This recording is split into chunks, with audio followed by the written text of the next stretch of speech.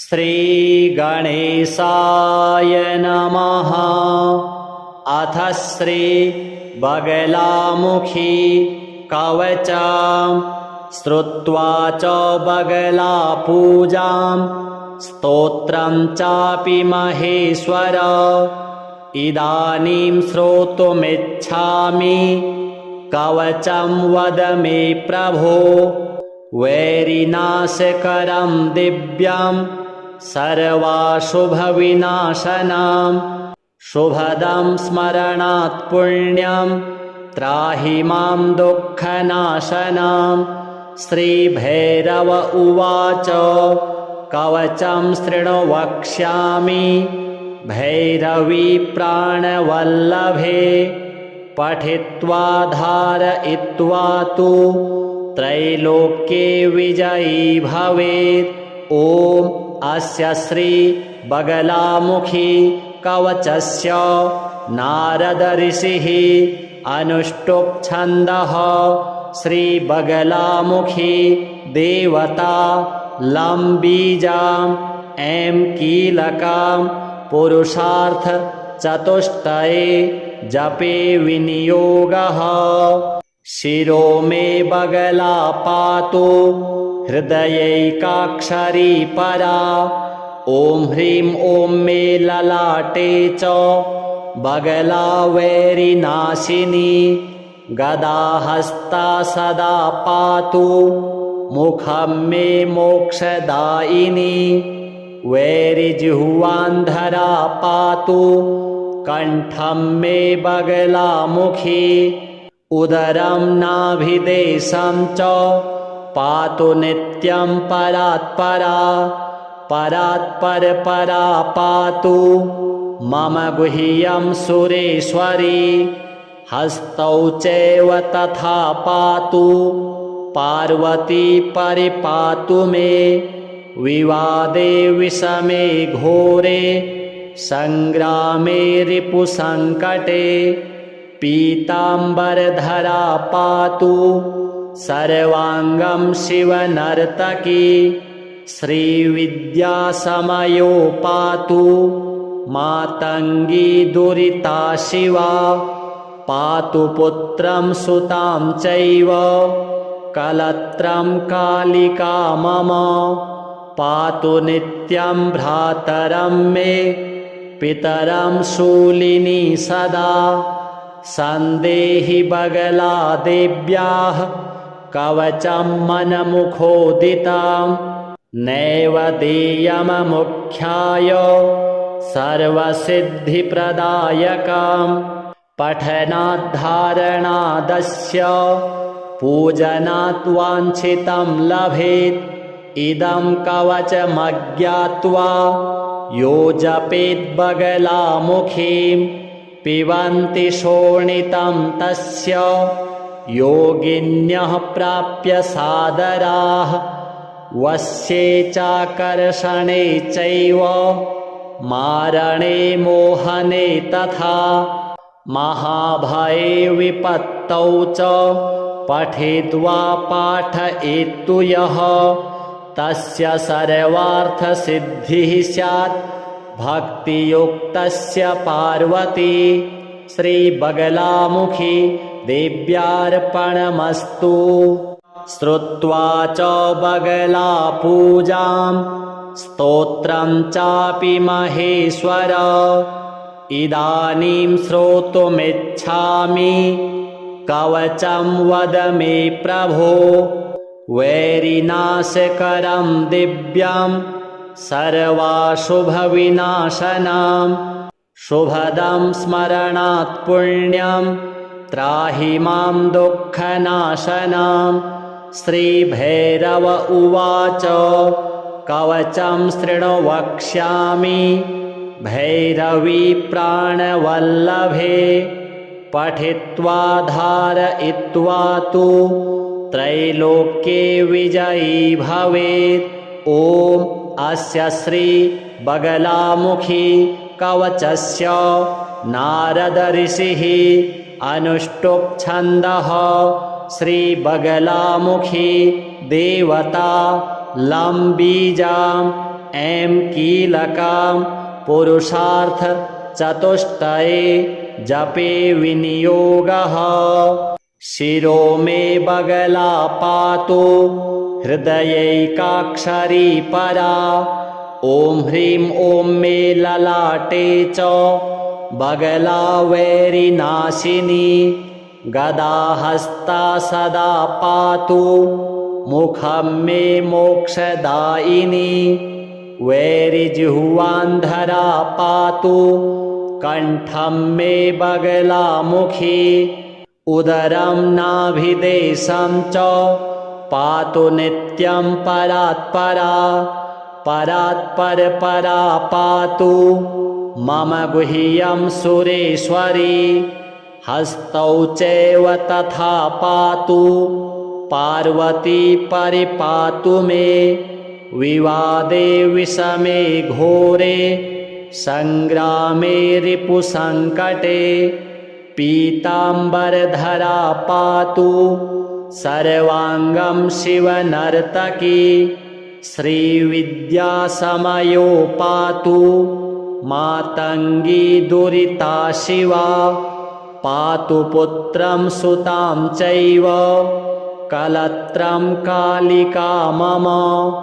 पातु नित्यं भ्रातरं मे पितरं शूलिनी सदा।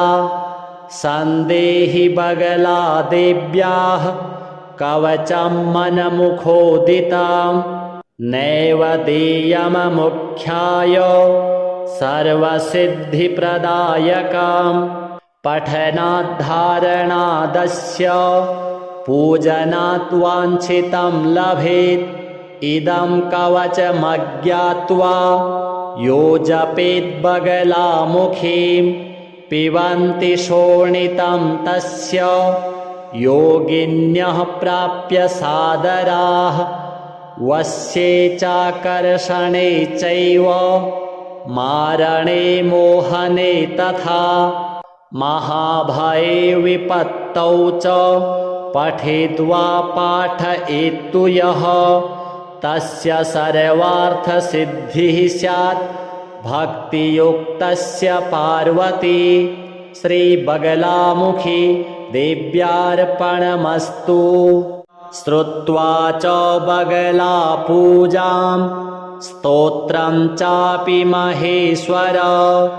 इदानीं श्रोतुमिच्छामि कवचं वद मे प्रभो। वैरिनाशकरं दिव्यं सर्वाशुभविनाशनं।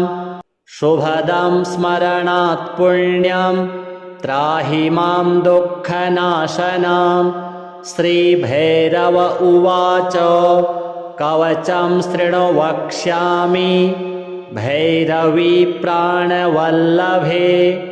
पठित्वा धारयित्वा तु त्रैलोक्ये विजयी भवेत्। ॐ अस्य श्री बगलामुखी कवचस्य नारद ऋषिः अनुष्टुप् छन्दः। श्री बगलामुखी देवता लं बीजां ऐं कीलकां पुरुषार्थ चतुष्टये जपे विनियोगः। शिरो मे बगला पातु हृदयैकाक्षरी परा। ॐ ह्रीं ॐ मे ललाटे च बगला वैरिनाशिनी। गदाहस्ता सदा पातु मुखं मे मोक्षदायिनी। वैरिजिह्वान्धरा पातु कण्ठं मे बगलामुखी। उदरं नाभिदेशं च पातु नित्यं परात्परा। परात्परपरा पातु मम गुह्यं सुरेश्वरी। हस्तौ चैव तथा पातु पार्वती परिपातु मे।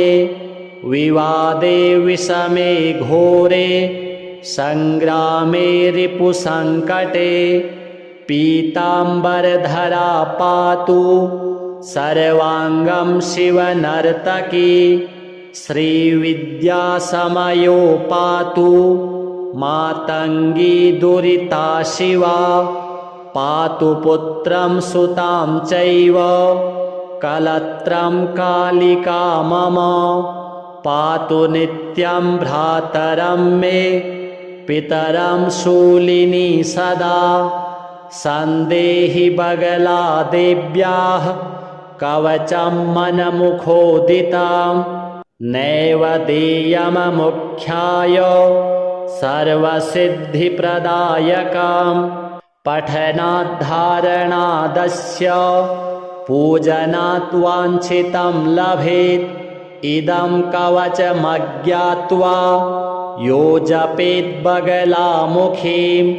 पिबन्ति शोणितं तस्य योगिन्यः प्राप्य सादराः वश्ये चाकर्षणे चैव मारणे मोहने तथा महाभये विपत्तौ च पठित्वा पाठयेत्तु यः तस्य सर्वार्थसिद्धिः स्यात् भक्तियुक्तस्य पार्वती श्रीबगलामुखी देव्यार्पणमस्तु।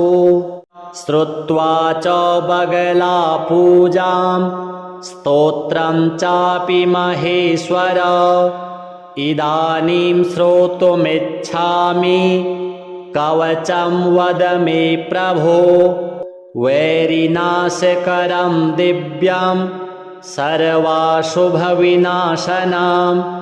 शुभदं स्मरणात् पुण्यं त्राहि मां दुःखनाशनं।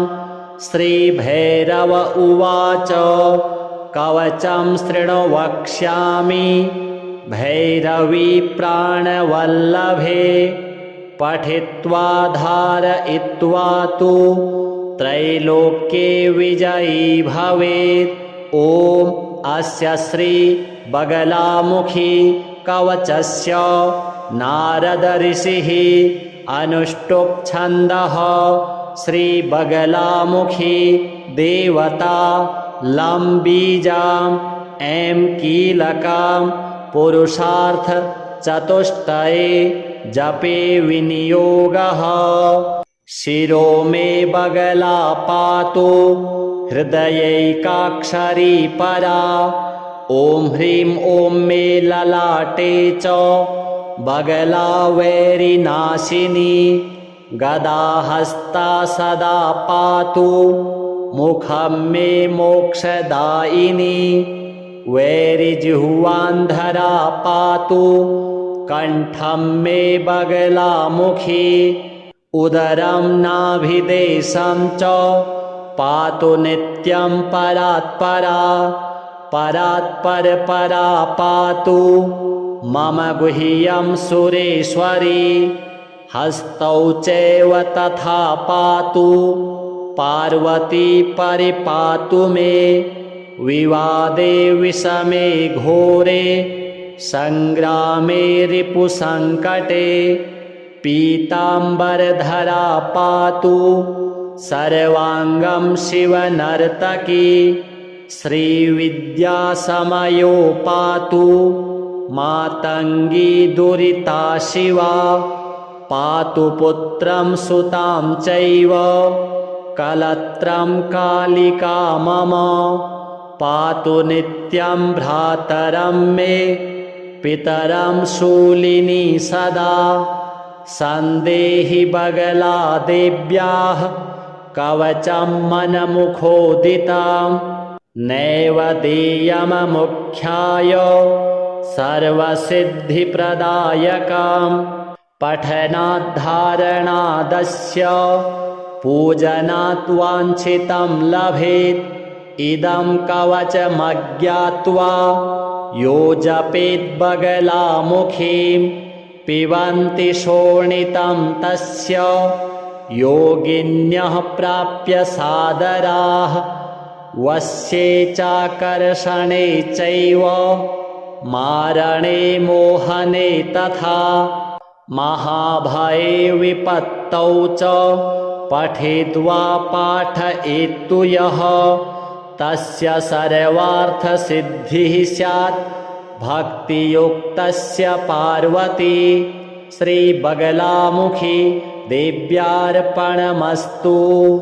श्रुत्वा च बगला पूजां स्तोत्रं चापि महेश्वर इदानीं श्रोतुमिच्छामि कवचं वद मे प्रभो। वैरिनाशकरं दिव्यं सर्वाशुभविनाशनं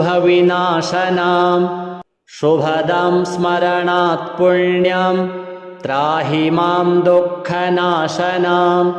श्रीभैरव उवाच कवचं शृणु वक्ष्यामि भैरवी प्राणवल्लभे पठित्वा धारयित्वा तु त्रैलोक्ये विजयी भवेत्। ॐ अस्य श्री बगलामुखी कवचस्य नारद ऋषिः अनुष्टुप् छन्दः। श्री बगलामुखी देवता लं बीजां ऐं कीलकां पुरुषार्थ चतुष्टये जपे विनियोगः। शिरो मे बगला पातु हृदयैकाक्षरी परा। ॐ ह्रीं ॐ मे ललाटे च बगला वैरिनाशिनी गदाहस्ता सदा पातु मुखं मे मोक्षदायिनी। वैरिजिह्वान्धरा पातु कण्ठं मे बगलामुखी। उदरं नाभिदेशं च पातु नित्यं परात्परा। परात्परपरा पातु मम गुह्यं सुरेश्वरी। हस्तौ चैव तथा पातु पार्वती परिपातु मे। विवादे विषमे घोरे संग्रामे रिपुसङ्कटे पीताम्बरधरा पातु सर्वाङ्गं शिवनर्तकी। श्रीविद्यासमयो पातु मातङ्गी दुरिता शिवा। पातु पुत्रं सुतां चैव कलत्रं कालिका मम। पातु नित्यं भ्रातरं मे पितरं शूलिनी सदा। सन्देहि बगला देव्याः कवचं मनमुखोदितं। नैव देयममुख्याय सर्वसिद्धिप्रदायकं। पठनाद्धारणादस्य पूजनात् वाञ्छितं लभेत्। इदं कवचमज्ञात्वा यो जपेत् बगलामुखीं पिबन्ति शोणितं तस्य योगिन्यः प्राप्य सादराः। वस्ये चाकर्षणे चैव मारणे मोहने तथा महाभये विपत्तौ च पठित्वा पाठयेत्तु यः तस्य सर्वार्थसिद्धिः स्यात् भक्तियुक्तस्य पार्वती श्रीबगलामुखी देव्यार्पणमस्तु। श्रुत्वा च बगला पूजां स्तोत्रं चापि महेश्वर इदानीं श्रोतुमिच्छामि कवचं वद मे प्रभो। वैरिनाशकरं दिव्यं सर्वाशुभविनाशनं शुभदं स्मरणात् पुण्यं त्राहि मां दुःखनाशनं।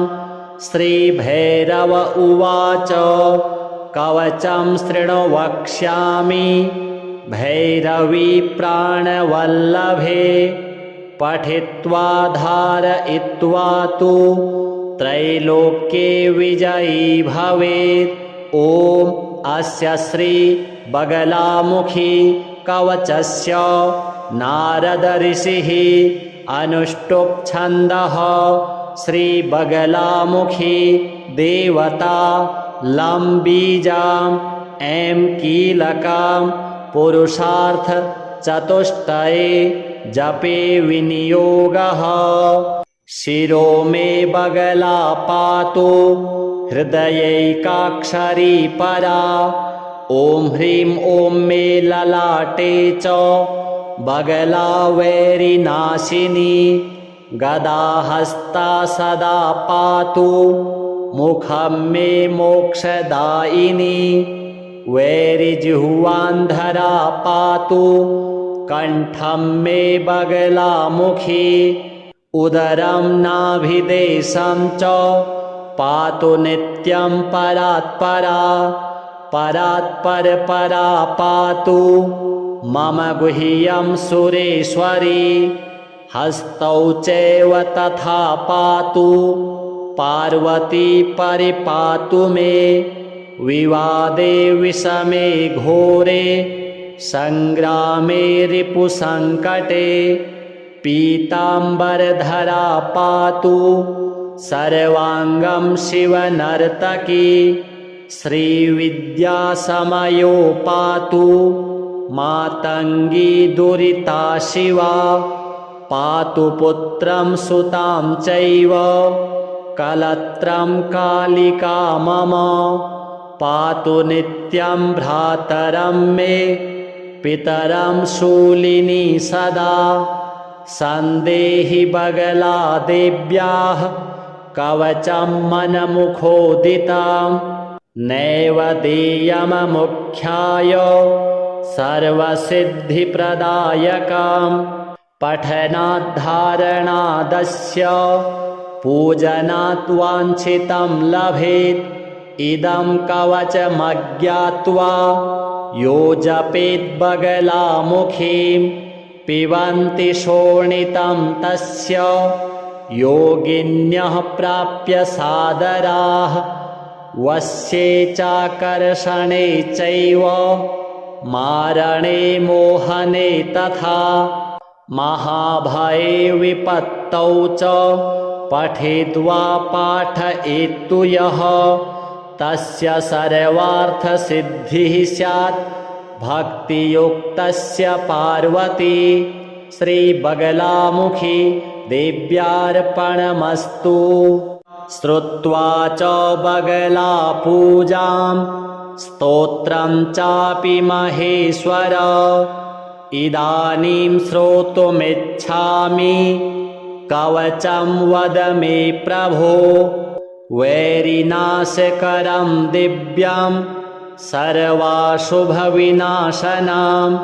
शुभदं स्मरणात् पुण्यं त्राहि मां दुःखनाशनं। श्रीभैरव उवाच कवचं शृणु वक्ष्यामि भैरवी प्राणवल्लभे। पठित्वा धारयित्वा तु त्रैलोक्ये विजयी भवेत्। ॐ अस्य श्री बगलामुखी कवचस्य नारद ऋषिः अनुष्टुप् छन्दः। श्रीबगलामुखी देवता लं बीजाम् ऐं कीलकां पुरुषार्थ चतुष्टये जपे विनियोगः। शिरो मे बगला पातु हृदयैकाक्षरी परा। ॐ ह्रीं ॐ मे ललाटे च बगला वैरिनाशिनी। गदाहस्ता सदा पातु मुखं मे मोक्षदायिनी। वैरिजिह्वान्धरा पातु कण्ठं मे बगलामुखी। उदरं नाभिदेशं च पातु नित्यं परात्परा। परात्परपरा पातु मम गुह्यं सुरेश्वरी। हस्तौ चैव तथा पातु पार्वती परिपातु मे। विवादे विषमे घोरे संग्रामे रिपुसङ्कटे। पीताम्बरधरा पातु सर्वाङ्गं शिवनर्तकी। श्रीविद्यासमयो पातु मातङ्गी दुरिता शिवा पातु पुत्रं सुतां चैव कलत्रं कालिका मम पातु नित्यं भ्रातरं मे पितरं शूलिनी सदा सन्देहि बगला देव्याः कवचं मनमुखोदितां नैव देयममुख्याय सर्वसिद्धिप्रदायकां पठनाद्धारणादस्य पूजनात् वाञ्छितं लभेत् इदं कवचमज्ञात्वा यो जपेत् बगलामुखीं पिबन्ति शोणितं तस्य योगिन्यः प्राप्य सादराः वस्ये चाकर्षणे चैव मारणे मोहने तथा महाभये विपत्तौ च पठित्वा पाठयेत्तु यः तस्य सर्वार्थसिद्धिः स्यात् भक्तियुक्तस्य पार्वती श्रीबगलामुखी देव्यार्पणमस्तु। श्रुत्वा च बगला पूजां स्तोत्रं चापि महेश्वर इदानीं श्रोतुमिच्छामि कवचं वद मे प्रभो वैरिनाशकरं दिव्यं सर्वाशुभविनाशनं शुभदं स्मरणात् पुण्यं त्राहि मां दुःखनाशनं। श्रीभैरव उवाच कवचं शृणु वक्ष्यामि भैरवी प्राणवल्लभे पठित्वा धारयित्वा तु त्रैलोक्ये विजयी भवेत्। ॐ अस्य श्री बगलामुखी कवचस्य नारद ऋषिः अनुष्टुप् छन्दः श्रीबगलामुखी देवता लं बीजां ऐं कीलकां पुरुषार्थ चतुष्टये जपे विनियोगः। शिरो मे बगला पातु हृदयैकाक्षरी परा ॐ ह्रीं ॐ मे ललाटे च बगला वैरिनाशिनी गदाहस्ता सदा पातु मुखं मे मोक्षदायिनी वैरिजिह्वान्धरा पातु कण्ठं मे बगलामुखी उदरं नाभिदेशं च पातु नित्यं परात्परा परात्परपरा पातु मम गुह्यं सुरेश्वरी हस्तौ चैव तथा पातु पार्वती परिपातु मे विवादे विषमे घोरे संग्रामे रिपुसङ्कटे पीताम्बरधरा पातु सर्वाङ्गं शिवनर्तकी श्रीविद्यासमयो पातु मातङ्गी दुरिता शिवा पातु पुत्रं सुतां चैव कलत्रं कालिका मम पातु नित्यं भ्रातरं मे पितरं शूलिनी सदा सन्देहि बगला देव्याः कवचं मनमुखोदितां नैव देयममुख्याय सर्वसिद्धिप्रदायकां पठनाद्धारणादस्य पूजनात् वाञ्छितं लभेत् इदं कवचमज्ञात्वा यो जपेत् बगलामुखीं पिबन्ति शोणितं तस्य योगिन्यः प्राप्य सादराः वस्ये चाकर्षणे चैव मारणे मोहने तथा महाभये विपत्तौ च पठित्वा पाठयेत्तु यः तस्य सर्वार्थसिद्धिः स्यात् भक्तियुक्तस्य पार्वती श्रीबगलामुखी देव्यार्पणमस्तु। श्रुत्वा च बगला पूजां स्तोत्रं चापि महेश्वर इदानीं श्रोतुमिच्छामि कवचं वद मे प्रभो। वैरिनाशकरं दिव्यं सर्वाशुभविनाशनं शुभदं स्मरणात् पुण्यं त्राहि मां दुःखनाशनं। श्रीभैरव उवाच कवचं शृणु वक्ष्यामि भैरवी प्राणवल्लभे पठित्वा धारयित्वा तु त्रैलोक्ये विजयी भवेत्। ॐ अस्य श्री बगलामुखी कवचस्य नारद ऋषिः अनुष्टुप् छन्दः श्रीबगलामुखी देवता लं बीजां ऐं कीलकां पुरुषार्थ चतुष्टये जपे विनियोगः। शिरो मे बगला पातु हृदयैकाक्षरी परा।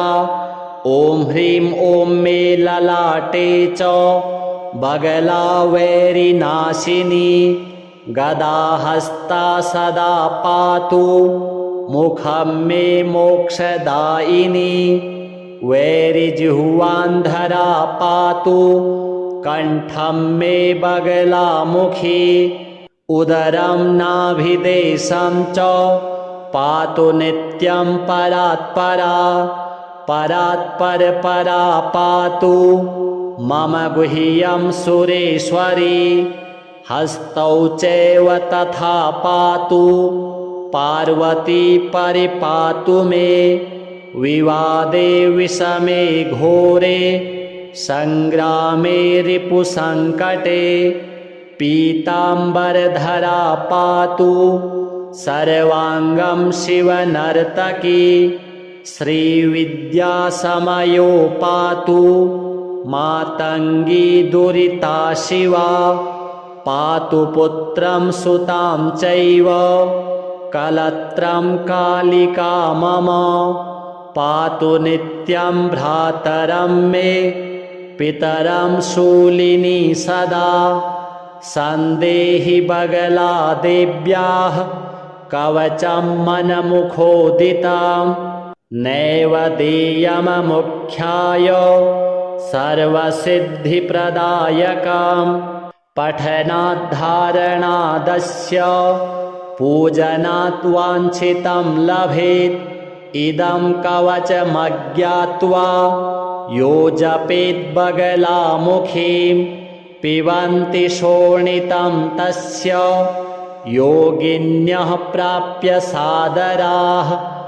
वस्ये चाकर्षणे चैव मारणे मोहने तथा महाभये विपत्तौ च पठित्वा पाठयेत्तु यः तस्य सर्वार्थसिद्धिः स्यात् भक्तियुक्तस्य पार्वती श्रीबगलामुखी देव्यार्पणमस्तु।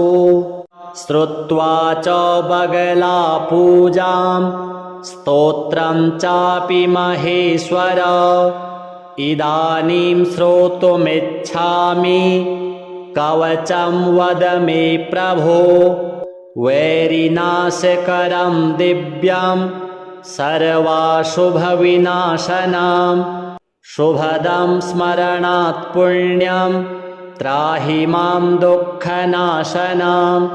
श्रीभैरव उवाच कवचं शृणु वक्ष्यामि भैरवी प्राणवल्लभे पठित्वा धारयित्वा तु त्रैलोक्ये विजयी भवेत्।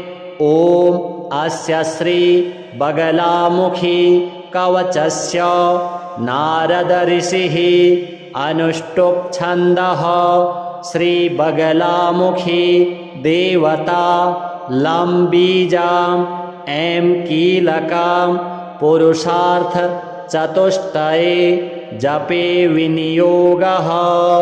शिरो मे बगला पातु हृदयैकाक्षरी परा। ॐ ह्रीं ॐ मे ललाटे च बगला वैरिनाशिनी। गदाहस्ता सदा पातु मुखं मे मोक्षदायिनी। वैरिजिह्वान्धरा पातु कण्ठं मे बगलामुखी। उदरं नाभिदेशं च पातु नित्यं परात्परा। परात्परपरा पातु मम गुह्यं सुरेश्वरी। हस्तौ चैव तथा पातु पार्वती परिपातु मे। विवादे विषमे घोरे संग्रामे रिपुसङ्कटे। पीताम्बरधरा पातु सर्वाङ्गं शिवनर्तकी। श्रीविद्यासमयो पातु मातङ्गी दुरिता शिवा। पातु पुत्रं सुतां चैव कलत्रं कालिका मम। पातु नित्यं भ्रातरं मे पितरं शूलिनी सदा। सन्देहि बगला देव्याः कवचं मनमुखोदितां। नैव देयममुख्याय सर्वसिद्धिप्रदायकाम्। पठनाद्धारणादस्य पूजनात् वाञ्छितं लभेत्। इदं कवचमज्ञात्वा यो जपेत् बगलामुखीं। पिबन्ति शोणितं तस्य योगिन्यः प्राप्य सादराः। वश्ये चाकर्षणे चैव मारणे मोहने तथा। महाभये विपत्तौ च पठित्वा पाठयेत्तु यः। तस्य सर्वार्थसिद्धिः स्यात् भक्तियुक्तस्य पार्वती। श्रीबगलामुखी देव्यार्पणमस्तु। श्रुत्वा च बगला पूजां स्तोत्रं चापि महेश्वर। इदानीं श्रोतुमिच्छामि कवचं वद मे प्रभो। वैरिनाशकरं दिव्यं सर्वाशुभविनाशनं। शुभदं स्मरणात् पुण्यं त्राहि मां दुःखनाशनं। श्रीभैरव उवाच कवचं शृणु वक्ष्यामि भैरवी प्राणवल्लभे। पठित्वा धारयित्वा तु त्रैलोक्ये विजयी भवेत्। ॐ अस्य श्री बगलामुखी कवचस्य नारद ऋषिः अनुष्टुप् छन्दः। श्री बगलामुखी देवता लं बीजां ऐं कीलकां पुरुषार्थचतुष्टये जपे विनियोगः। शिरो मे बगला पातु हृदयैकाक्षरी परा। ॐ ह्रीं ॐ मे ललाटे च बगला वैरिनाशिनी। गदाहस्ता सदा पातु मुखं मे मोक्षदायिनी। वैरिजिह्वान्धरा पातु कण्ठं मे बगलामुखी। उदरं नाभिदेशं च पातु नित्यं परात्परा। परात्परपरा पातु मम गुह्यं सुरेश्वरी। हस्तौ चैव तथा पातु पार्वती परिपातु मे। विवादे विषमे घोरे संग्रामे रिपुसङ्कटे।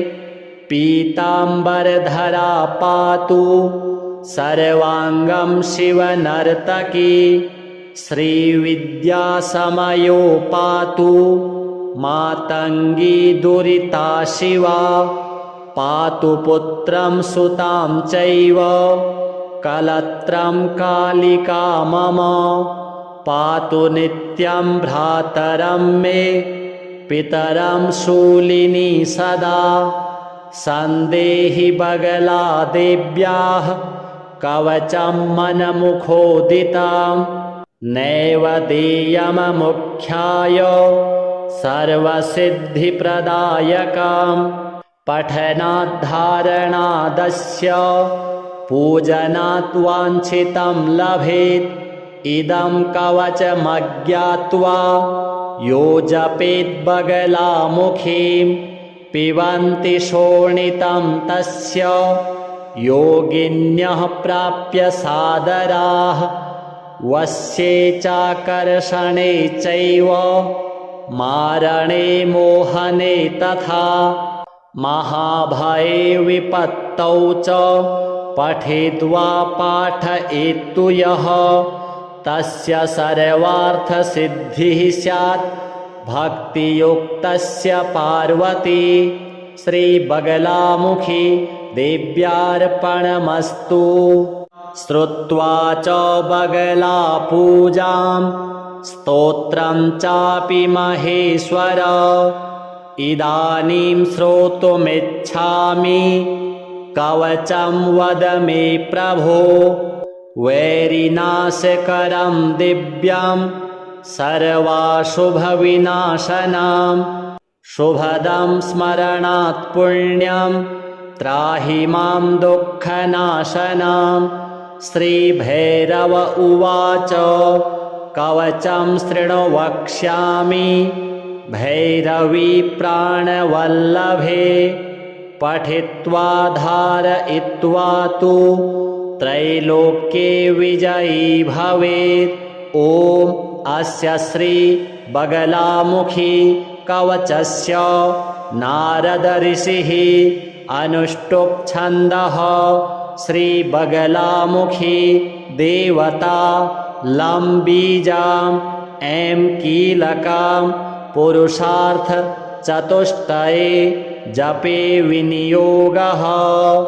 शिरो मे बगला पातु हृदयैकाक्षरी परा ॐ ह्रीं ॐ मे ललाटे च बगला वैरिनाशिनी गदाहस्ता सदा पातु मुखं मे मोक्षदायिनी वैरिजिह्वान्धरा पातु कण्ठं मे बगलामुखी उदरं नाभिदेशं च पातु नित्यं परात्परा परात्परपरा पातु मम गुह्यं सुरेश्वरी हस्तौ चैव तथा पातु पार्वती परिपातु मे विवादे विषमे घोरे संग्रामे रिपुसङ्कटे पीताम्बरधरा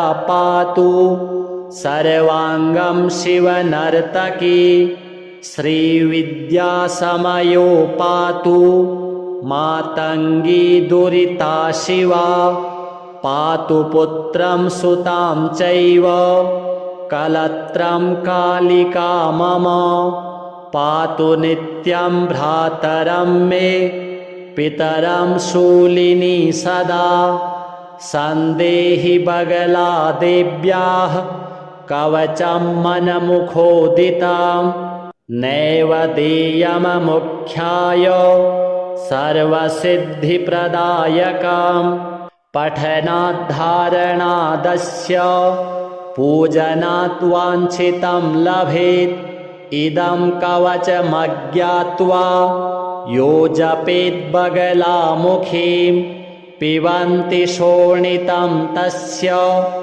योगिन्यः प्राप्य सादराः वस्ये चाकर्षणे चैव मारणे मोहने तथा महाभये विपत्तौ च पठित्वा पाठयेत्तु यः तस्य सर्वार्थसिद्धिः स्यात् भक्तियुक्तस्य पार्वती श्रीबगलामुखी देव्यार्पणमस्तु।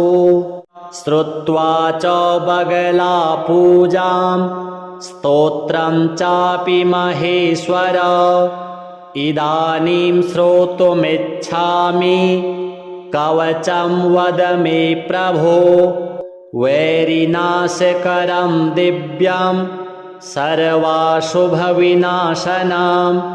शुभदं स्मरणात् पुण्यं त्राहि मां दुःखनाशनं। श्रीभैरव उवाच कवचं शृणु वक्ष्यामि भैरवी प्राणवल्लभे पठित्वा धारयित्वा तु त्रैलोक्ये विजयी भवेत्। ॐ अस्य श्री बगलामुखी कवचस्य नारद ऋषिः अनुष्टुप् छन्दः श्री बगलामुखी देवता लं बीजां ऐं कीलकां पुरुषार्थ चतुष्टये जपे विनियोगः। शिरो मे बगला पातु हृदयैकाक्षरी परा। ॐ ह्रीं ॐ मे ललाटे च बगला वैरिनाशिनी गदाहस्ता सदा पातु मुखं मे मोक्षदायिनी। वैरिजिह्वान्धरा पातु कण्ठं मे बगलामुखी उदरं नाभिदेशं च पातु नित्यं परात्परा। परात्परपरा पातु मम गुह्यं सुरेश्वरी। हस्तौ चैव तथा पातु पार्वती परिपातु मे। विवादे विषमे घोरे संग्रामे रिपुसङ्कटे पीताम्बरधरा पातु सर्वाङ्गं शिवनर्तकी। श्रीविद्यासमयो पातु मातङ्गी दुरिता शिवा। पातु पुत्रं सुतां चैव कलत्रं कालिका मम। पातु नित्यं भ्रातरं मे पितरं शूलिनी सदा। सन्देहि बगला देव्याः कवचं मनमुखोदितं नैव देयममुख्याय सर्वसिद्धिप्रदायकं। पठनाद्धारणादस्य पूजनात् वाञ्छितं लभेत्। इदं कवचमज्ञात्वा यो जपेत् बगलामुखीं पिबन्ति शोणितं तस्य योगिन्यः प्राप्य सादराः।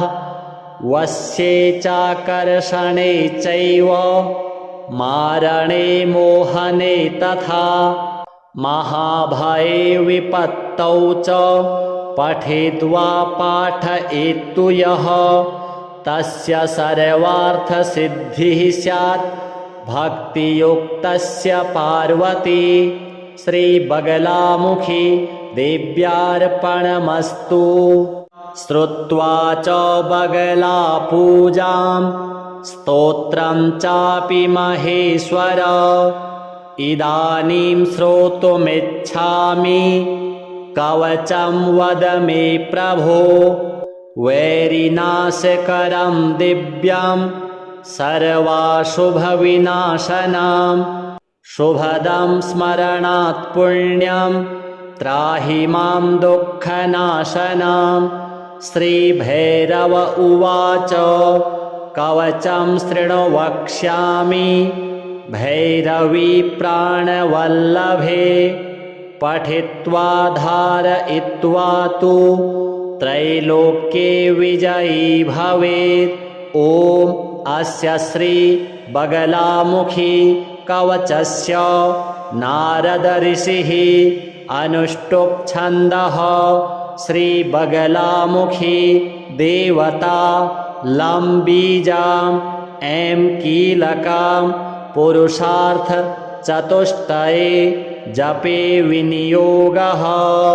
शिरो मे बगला पातु हृदयैकाक्षरी परा। ॐ ह्रीं ॐ मे ललाटे च बगला वैरिनाशिनी। गदाहस्ता सदा पातु मुखं मे मोक्षदायिनी। वैरिजिह्वान्धरा पातु कण्ठं मे बगलामुखी। उदरं नाभिदेशं च पातु नित्यं परात्परा। परात्परपरा पातु मम गुह्यं सुरेश्वरी। हस्तौ चैव तथा पातु पार्वती परिपातु मे। विवादे विषमे घोरे संग्रामे रिपुसङ्कटे। पीताम्बरधरा पातु सर्वाङ्गं शिवनर्तकी। श्रीविद्यासमयो पातु मातङ्गी दुरिता शिवा। पातु पुत्रं सुतां चैव कलत्रं कालिका मम। पातु नित्यं भ्रातरं मे पितरं शूलिनी सदा। सन्देहि बगला देव्याः कवचं मनमुखोदितां। नैव देयममुख्याय सर्वसिद्धिप्रदायकाम्।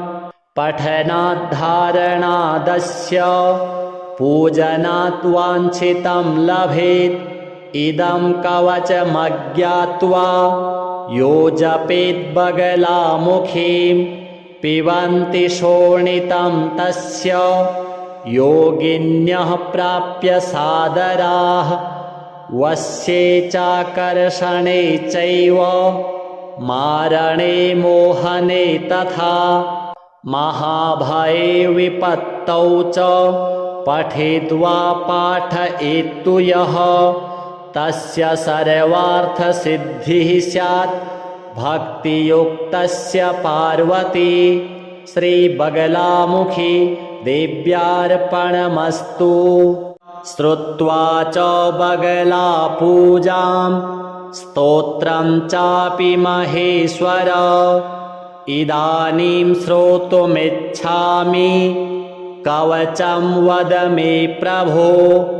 वैरिनाशकरं दिव्यं सर्वाशुभविनाशनं।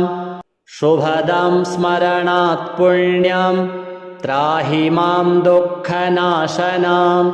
श्रीभैरव उवाच कवचं शृणु वक्ष्यामि भैरवी प्राणवल्लभे। पठित्वा धारयित्वा तु त्रैलोक्ये विजयी भवेत्। ॐ अस्य श्री बगलामुखी कवचस्य नारद ऋषिः अनुष्टुप् छन्दः। श्री बगलामुखी देवता लं बीजां ऐं कीलकां पुरुषार्थ चतुष्टये जपे विनियोगः। शिरो मे बगला पातु हृदयैकाक्षरी परा। ॐ ह्रीं ॐ मे ललाटे च बगला वैरिनाशिनी। गदाहस्ता सदा पातु मुखं मे मोक्षदायिनी। वैरिजिह्वान्धरा पातु कण्ठं मे बगलामुखी। उदरं नाभिदेशं च पातु नित्यं परात्परा। परात्परपरा पातु मम गुह्यं सुरेश्वरी। हस्तौ चैव तथा पातु पार्वती परिपातु मे। विवादे विषमे घोरे संग्रामे रिपुसङ्कटे। पीताम्बरधरा पातु सर्वाङ्गं शिवनर्तकी। श्रीविद्यासमयो पातु मातङ्गी दुरिता शिवा पातु पुत्रं सुतां चैव कलत्रं कालिका मम पातु नित्यं भ्रातरं मे पितरं शूलिनी सदा सन्देहि बगलादेव्याः कवचं मनमुखोदितां नैव देयममुख्याय सर्वसिद्धिप्रदायकां पठनाद्धारणादस्य पूजनात् वाञ्छितं लभेत् इदं कवचमज्ञात्वा यो जपेत् बगलामुखीं पिबन्ति शोणितं तस्य योगिन्यः प्राप्य सादराः वस्ये चाकर्षणे चैव मारणे मोहने तथा महाभये विपत्तौ च पठित्वा पाठयेत्तु यः तस्य सर्वार्थसिद्धिः स्यात् भक्तियुक्तस्य पार्वती श्रीबगलामुखी देव्यार्पणमस्तु। श्रुत्वा च बगला पूजां स्तोत्रं चापि महेश्वर इदानीं श्रोतुमिच्छामि कवचं वद मे प्रभो वैरिनाशकरं दिव्यं सर्वाशुभविनाशनं शुभदं स्मरणात् पुण्यं त्राहि मां दुःखनाशनं। श्रीभैरव उवाच कवचं शृणु वक्ष्यामि भैरवी प्राणवल्लभे पठित्वा धारयित्वा तु त्रैलोक्ये विजयी भवेत्। ॐ अस्य श्री बगलामुखी कवचस्य नारद ऋषिः अनुष्टुप् छन्दः श्री बगलामुखी देवता लं बीजां ऐं कीलकां पुरुषार्थ चतुष्टये जपे विनियोगः। शिरो मे बगला पातु हृदयैकाक्षरी परा ॐ ह्रीं ॐ मे ललाटे च बगला वैरिनाशिनी गदाहस्ता सदा पातु मुखं मे मोक्षदायिनी वैरिजिह्वान्धरा पातु कण्ठं मे बगलामुखी उदरं नाभिदेशं च पातु नित्यं परात्परा परात्परपरा पातु मम गुह्यं सुरेश्वरी हस्तौ चैव तथा पातु पार्वती परिपातु मे विवादे विषमे घोरे संग्रामे रिपुसङ्कटे पीताम्बरधरा पातु सर्वाङ्गं शिवनर्तकी श्रीविद्यासमयो पातु मातङ्गी दुरिता शिवा पातु पुत्रं सुतां चैव कलत्रं कालिका मम पातु नित्यं भ्रातरं मे पितरं शूलिनी सदा सन्देहि बगलादेव्याः कवचं मनमुखोदितां नैव देयममुख्याय सर्वसिद्धिप्रदायकां पठनाद्धारणादस्य पूजनात् वाञ्छितं लभेत् इदं कवचमज्ञात्वा यो जपेत् बगलामुखीं पिबन्ति शोणितं तस्य योगिन्यः प्राप्य सादराः वस्ये चाकर्षणे चैव मारणे मोहने तथा महाभये विपत्तौ च पठित्वा पाठयेत्तु यः तस्य सर्वार्थसिद्धिः स्यात् भक्तियुक्तस्य पार्वती। श्रीबगलामुखी देव्यार्पणमस्तु।